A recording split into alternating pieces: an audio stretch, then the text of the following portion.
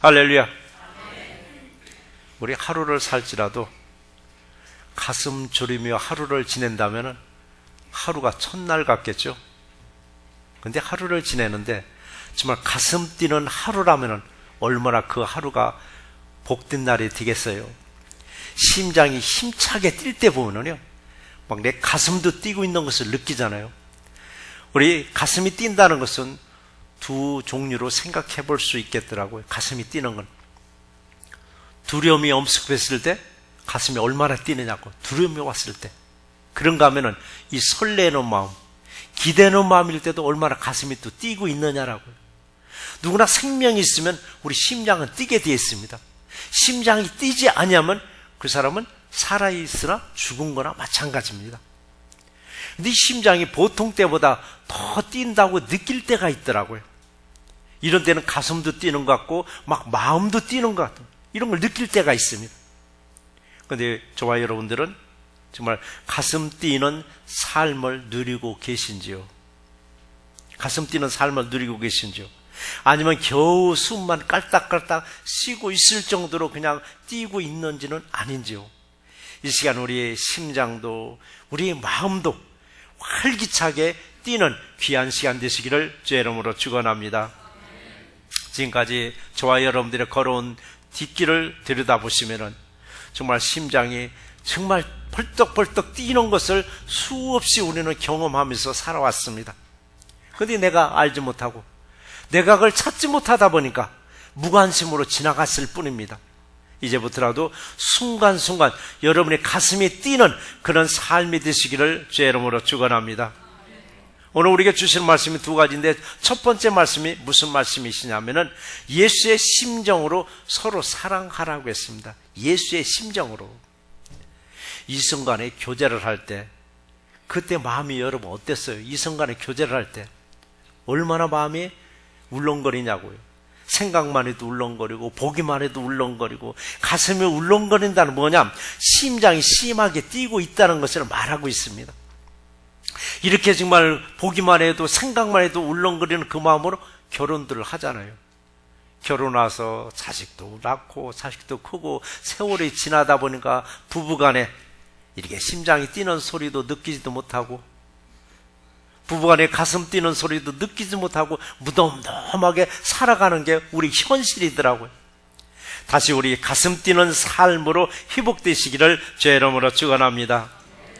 아무튼 이성간에는 우리 생각만 해도 보기만 해도 통화만 해도 우리 심장이 뛰는데 여러분들은 주님을 생각할 때 얼마나 가슴이 뛰고 계세요?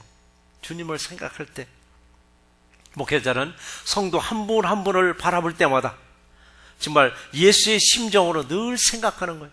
생각이 뭐냐? 기도로 연결되었다는 얘기입니다. 기도로. 그래서 여러분 기도 중에서도 쉬지 말고 기도하라는 말이 있습니다. 어떻게 우리 쉬지 않고 기도하느냐고. 쉬어야 되는데 이게 생각의 기도입니다. 우리 생각의 기도가 가장 하나님께 솔직한 기도가 바로 여러분 생각의 기도이기도 합니다. 그래서 여러분 기도할 때 정말 입으로 하는 기도 또 생각하는 기도 이게 맞아야 되는데 입으로는 거룩하게 다 축복해달라고 하고 생각에는 엉뚱한 생각 할 수가 있습니다. 그래서 여러분의 생각을 잘 붙잡아 주셔야 하나님이 그 기도 받아주실 줄 믿습니다.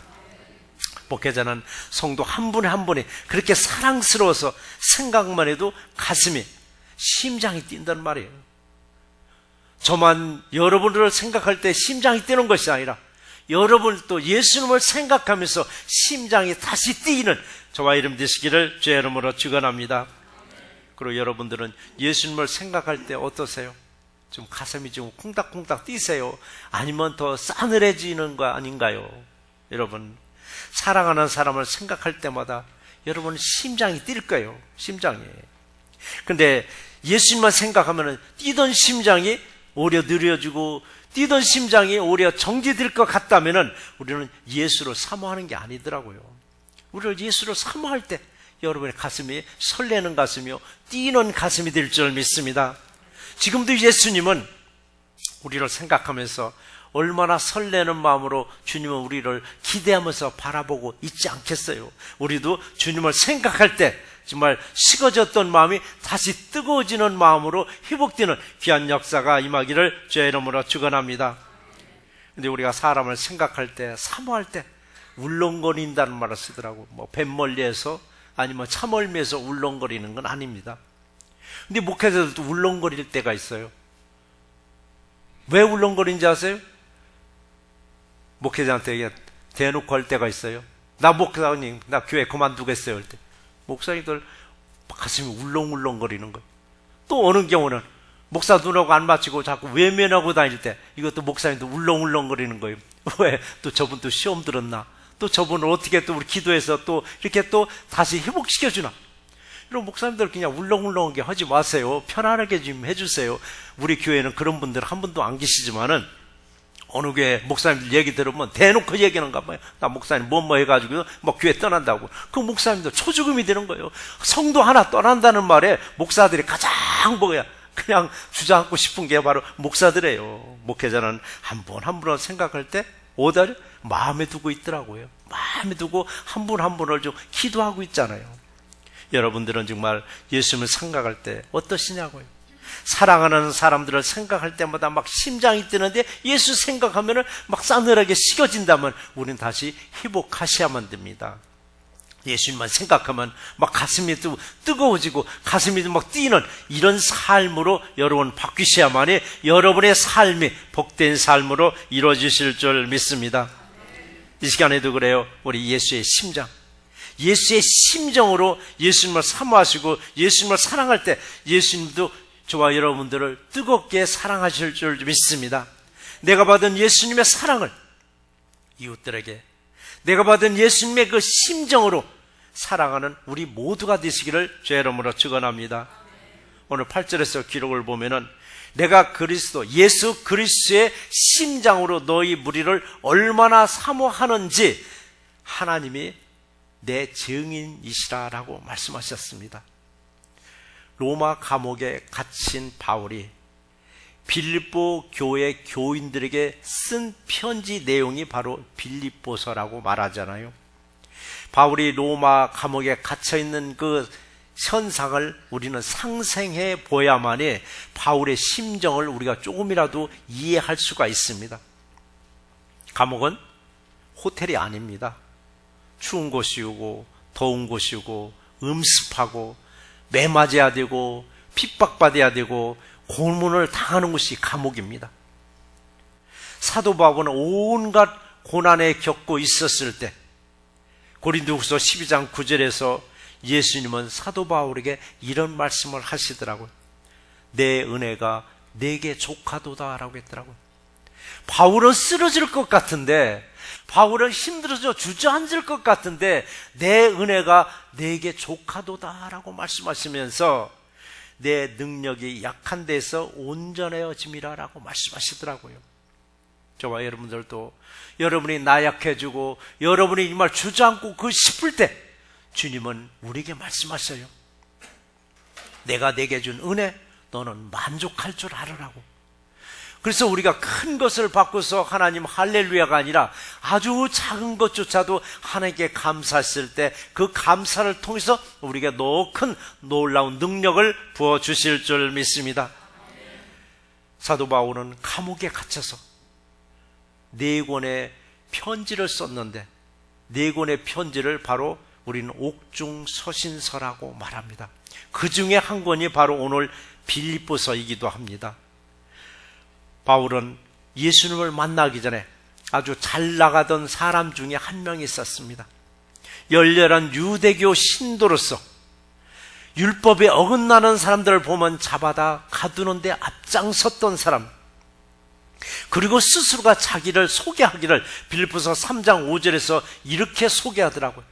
나는 8일 만에 할례를 받고 이스라엘 족속이요 베냐민 지파요 히브리 인중의 히브리인이요 율법으로는 바리새인이라고 아주 당당하게 얘기했습니다. 자신은 히브리 사람 중에 히브리 사람, 아주 히브리 사람에 대한 자부심이 대단했었습니다. 이런 자부심이 결국은 예수를 핍박하였고 예수 믿는 사람을 잡아다가 죽이는데 앞장섰습니다. 그는 율법에 목숨을 걸었던 사람, 이런 바울이 예수님을 만났습니다. 이런 바울이 예수님을 만나고 나니까, 만나기 전에는 나는 히브리인 중에 히브리인이라고 자랑하던 사람이 예수를 딱 만나고 나니까 나는 그리스도인 중에 그리스도인이라고 아주 자부심이 또 대단했었습니다. 그런 예수의 일이라면 감옥 가는 것도 두려워하지 않았습니다. 목숨을 아까워하지 않고 복음을 전했습니다. 사도 바울이 복음을 전하는 데 있어서 고린도전서 9장 16절에서 이런 말씀을 하셨습니다. 만일 내가 복음을 전하지 않으면 내게 화가 있을 것이로다라고. 사도 바울이 복음을 전하는 그 시대는 목숨 걸고 복음을 전하는 그런 시대에 있었습니다. 그럼에도 불구하고 내가 복음을 전하지 않으면 화가 있으리라라고. 이런 사도 바울이 결국 로마 감옥에 갇히는 신세가 되었습니다. 감옥에 갇힌 바울은 로마 군인들조차도 어떻게 할 방법이 없었습니다. 감옥에서조차도 끊임없이 지역 교회들에게, 때로는 그 교인들에게 편지를 써서 보냈습니다. 이것을 바울 서신서라고 말합니다. 끊임없이 그는 편지를 보내는 거예요. 바울은 감옥에 갇혀 있으면서도 지역 교회들과 그 교인들을 어떤 마음으로 사모했는가? 오늘 8절에서 말하기를 내가 예수의 심장으로 사모하였다라고 했습니다. 예수의 심장으로. 근데 우리는 생각해 보셔야 됩니다. 사도 바울은 감옥에 갇혀 있는 상태입니다. 감옥에 갇혀 있는데 예수의 심장으로 정말 교인들을 사모했는지 뭐로 증명할 수 있느냐 이게요. 뭐로 증명할 수 있느냐 이게요. 본 사람도 없는데 감옥에 혼자 갇혀 있지 누가 있느냐라고. 그런데 사도 바울은 당당하게 말을 했습니다. 하나님이 내 증인이시라고 했습니다. 하나님이 내 증인이시라고. 저와 여러분들도 어느 일을 하다가 정말 하나님이 내 증인이라고 여러분을 자신 있게 여러분 선포할 수 있어야만 됩니다. 그러면 하나님 앞에 내가 부끄러움이 없었을 때 하나님이 내 증인이라고 여러분 말할 수 있습니다. 우리들도 성도들 간에 미움이 없고 다툼이 없이 서로 사랑하는데 예수의 심정으로 중보기도 하며 가슴 뛰는 삶을 누리는 우리 새롭게 모두가 되시기를 주의 이름으로 축원합니다. 우리들도 정말 바울과 같이 예수의 심장으로 서로 여러분 중보기도 해 주셔야만 합니다. 바울과 같이 예수의 심장으로 우리가 누군가를 기도할 때 그냥 맹숭맹숭 기도할 때가 있습니다. 아무런 감정도 없이 기도해달라고 하니까 기도를 하는데 그냥 입술로만이 달막달막 할 때가 있습니다. 감정이 전혀 없습니다. 마음에 와닿지도 않습니다. 그러나 여러분 마음을 바꿔서 상대방의 그 상황을 내 상황으로 바꿔가지고 기도할 때 여러분의 기도가 뜨거워질 줄 믿습니다. 여러분이 뜨겁게 기도할 때, 가슴 뛰는 기도할 때 어려움에 빠진 성도가 그 어려움에서 해결될 줄 믿습니다. 여러분이 정말 가슴 뛰는 기도로 기도했을 때 질병에 누워있는 사람이 일어나는 역사가 임할 줄 믿습니다. 이런 역사가 어디서 나냐? 여러분의 마음에 담아 두셔야만 됩니다. 기도하는 사람을 여러분 마음에 담아 두셔야만이 여러분의 가슴 뛰는 마음으로 여러분 기도할 수가 있습니다. 가슴이 뛰지 않는다는 건 뭐냐? 육신적으로는 분명히 심장이 뛰고 있어서 살아가고 있는데 영적으로 심장이 정지된 상태입니다. 영적으로 심장이 정지된 상태. 이런 경우는 뭐냐고요? 아무런 생각이 없는 거예요. 그냥 목숨만 살아있을 뿐이지 예수 생각할 필요도 없고 주변에 어려운 사람 생각할 필요도 없이 그저 나 하나 살겠다고 발버둥 칠 때 우리는 영적으로는 이미 심장이 정지된 상태입니다. 정지된 심장을 다시 뛸 수 있도록 먼저 예수님을 깊이 깊이 생각하는 우리 모두가 되시기를 주의 이름으로 축원합니다. 예수의 심장으로 우리 서로 사랑할 때 두 번째 말씀은 뭐냐면 모두 은혜에 참여한 자가 되는 겁니다. 모두가. 몇몇 사람은 은혜에 참여하는 것이 아니라 우리 모두가 다 은혜에 참여하게 하십니다. 인간의 심장은 하루 평균 몇 번을 뛰는가 했더니 10만 번을 뛴다고 합니다. 10만 번. 사람에 따라 다르겠지만 평균치가 그렇답니다. 10만 번. 10만 번을 뛸 때 빨리 뛰었다가 늦게 뛰었다가 아니면 뛰다가 말다가 아니라 일정한 간격으로 쉬지 아니하고 지치지도 아니하고 끊임없이 심장은 뛰고 있습니다. 심장은 24시간 그렇게 뛰어가면서도 열도 받지 않더라고요. 그 심장에서 온 몸의 피를 다 공급해주고 있습니다. 저와 여러분들의 몸속에서도 심장이 뜨거운 피를 여러분 온 몸 구석구석에 지금 공급하고 있듯이 우리들도 예수의 심정으로 서로 사랑하는데 차갑게도 아니하시고 싱겁게도 아니하시고 뜨겁게 사랑하면서 예수의 은혜 모두가 참여하는 우리 새롭게 모두가 되시기를 주의 이름으로 축원합니다. 저와 여러분들의 몸속에 돌고 있는 이 뜨거운 피처럼 이 서로 간에도 뜨겁게 사랑하려면 예수의 피가 내 안에 수혈되어야만 합니다. 예수의 피가 내 몸에 들어와야 됩니다. 어떻게 예수의 피를 내 안에 수혈할 수 있을까? 어떻게 예수의 피가 내 몸에 들어오게 하고 있을까? 했더니 요한복음 6장 53절에서 말씀하시기를 내가 진실로 진실로 너에게 이르노니 인자의 살을 먹지 아니하고 인자의 피를 마시지 아니하면 너희 속에 생명이 없느니라 라고 말씀하셨습니다. 예수의 생명을 우리가 가지려면은 예수의 살과 피를 먹고 마시라고 말씀하셨습니다. 예수의 살과 피는 곧 생명의 떡입니다. 생명의 밥을 말하고 있습니다. 바로 생명의 떡은 뭐냐? 바로 말씀을 말하고 있습니다.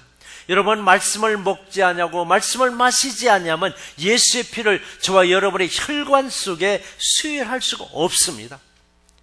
이 시간 우리 모두에게 지금 예수의 피를 여러분의 몸속에 지금 수혈하고 있음을 믿으시기 바랍니다. 예수의 피로 수혈받은 우리는 뜨거운 보혈의 피가 여러분 안에서 돌고 있습니다. 이 뜨거운 보혈의 피가 뭐냐? 여러분, 복음의 피이며 예수님의 사랑의 피입니다.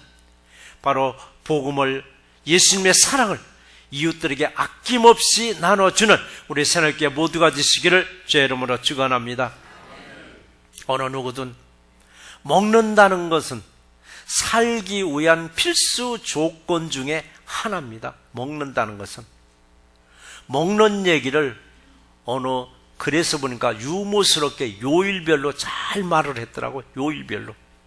근데 이건 대상이 사람의 대상이 아니라 제목을 보니까 대지의 일주일 철학이라는 제목으로 있으니까 혹시 여러분 또 나에 대해서 하는 말인가라고 오해하지는 마시기 바랍니다. 월요일부터 주일이 아니라 일요일까지더라고요. 그럼 월요일 날은 뭐 하는 날인가? 원래 먹는 날이라고 하더라고요. 화요일 날은 뭐 하는 날인가? 화끈하게 먹는 날이고, 수요일 날은 뭐 하는 날인가? 수없이 먹는 날이고, 목요일 날은 목 터져라 먹는 날이고, 금요일 날은 금방 먹고 또 먹는 날이고, 토요일 날은 토하고 또 먹는 날이고, 일요일 날은 일어나지 못할 만큼 먹는 날이라고 하는데, 저는 돼지의 철학이라고 제가 말씀드렸잖아요. 저는 시골에서 중학교까지 다닌 사람이에요. 그러다 보니까 시골에 돼지 키우는 걸 저는 많이 봤고, 저도 돼지 밥을 많이 줘봤어요. 돼지 보니까 일주일 분이 똑같더라고요. 먹고 눕고 먹고 눕고 먹고 눕고. 그 일요일 날하고 똑같아요. 일어나지도 못할 만큼 먹더라고. 자, 근데 우리는 동물뿐은 아니더라고요. 사람도 마찬가지예요. 요람에서부터 죽는 날까지 우리 먹는 문제를 벗어날 수가 없습니다.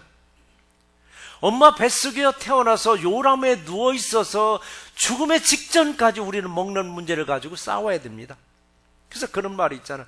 너 왜 먹느냐 하면 여러분 뭐라고 대답하겠어요? 당신 왜 먹어 하면은 사람들 쉽게 대답하죠. 나 살기 위해서 먹는다고. 그럼 당신은 왜 살아 있더니 뭐라고 대답하겠어요? 먹기 위해서 산다고 하더라고요. 우리 이게 인생이에요, 사실은. 여러분, 이게 인생입니다.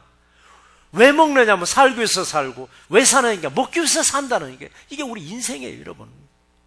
어떤 음식이든 여러분, 감사로 먹으라고 했더라고요. 그럼 버릴 것이 하나도 없다라고. 근데 지난주에 그 말씀을 했잖아요.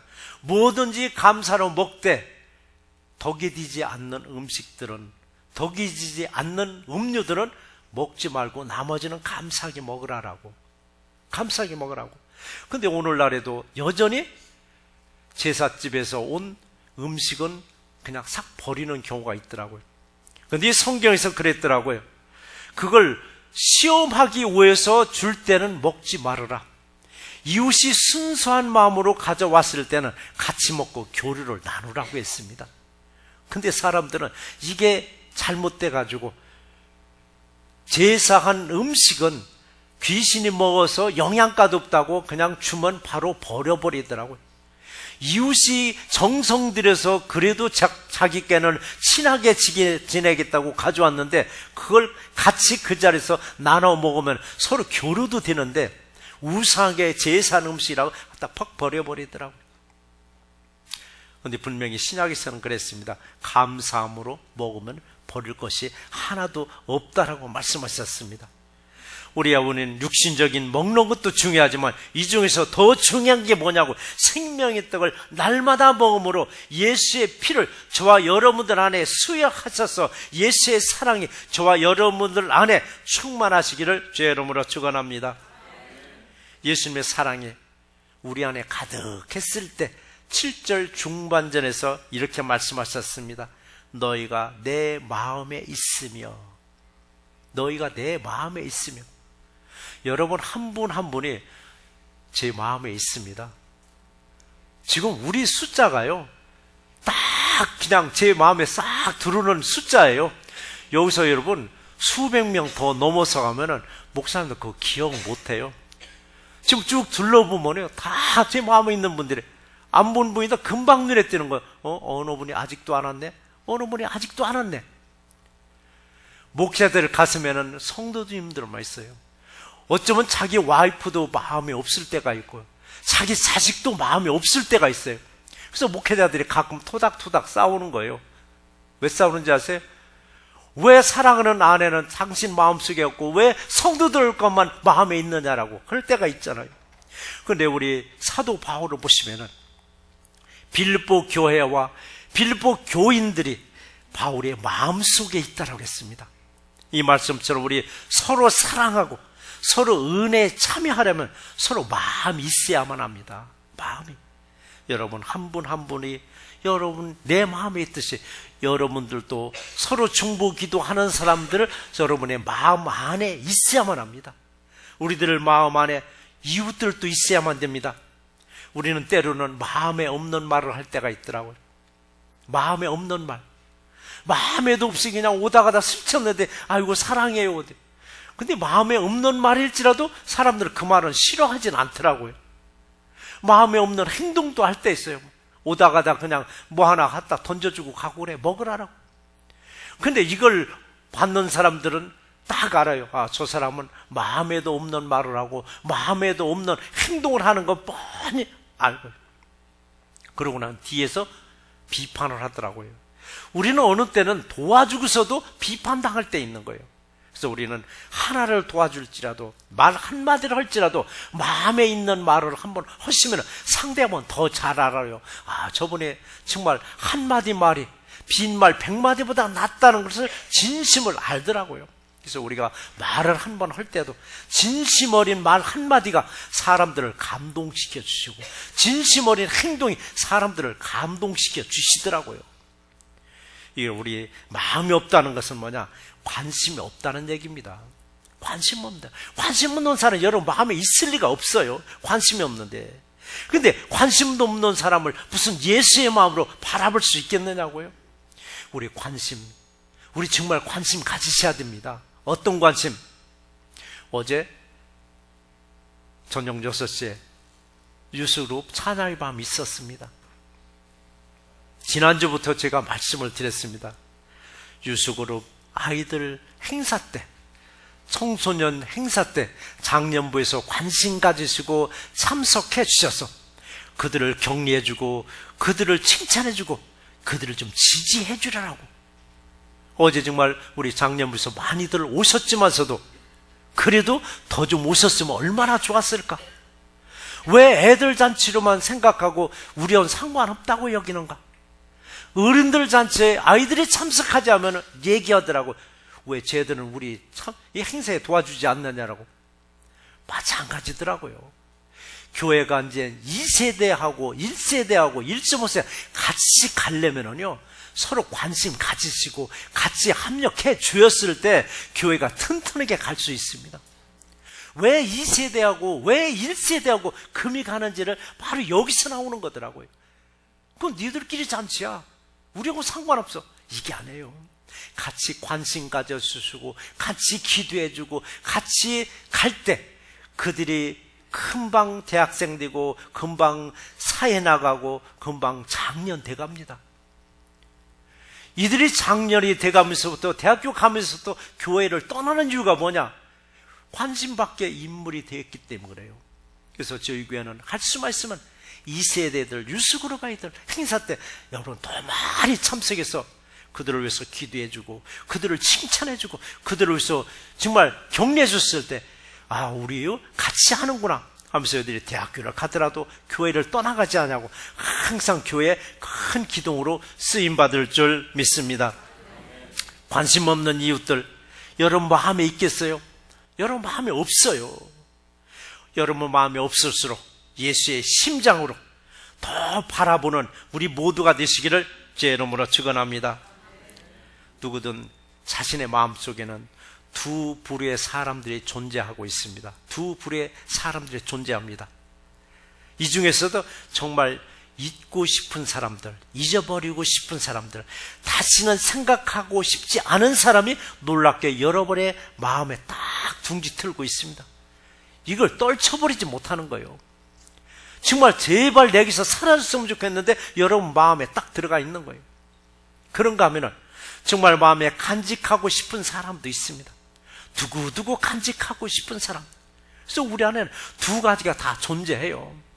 잊어버리고 싶은 사람들, 떨쳐버리고 싶은 사람도 떨쳐버리지 아니하니까 예수의 심정으로 여러분 다시 그들과 같이 갈 수 있도록 여러분 마음을 바꿔서 사랑해 주시고 포용해 줄 수 있는 우리 모두가 되시기를 주의 이름으로 축원합니다. 오늘 말씀을 정리해 보겠습니다. 오늘 8절 하반절의 기록을 보시면은 하나님이 내 증인이시라라고 했습니다. 하나님이 내 증인이시라고. 여러분 얼마나 감격스러운 말씀이냐고요. 하나님이 내 증인이라고 했습니다. 사람이 아닌 하나님이 나의 증인이라고 하셨습니다. 여러분을 증명하려면 사람을 세우는 것이 아니고 누구를 세워? 이제는 하나님의 친히 여러분의 증인이 되어주신다 했으니까 여러분 감사하는 삶이 되시기 바랍니다. 그동안에는 내가 예수의 증인이라고 말했는데 이제부터는 예수님이 저와 여러분들의 증인이 되어주십니다. 예수님은 누구에게 친히 증인이 되어주시는가 했더니 예수의 심정으로 이웃을 사랑하는 사람에게 증인이 되어주신다고 말씀하셨습니다. 우리들도 예수의 심장으로 매일 가슴이 뛰는 삶이 이루어지기를 주의 이름으로 축원합니다.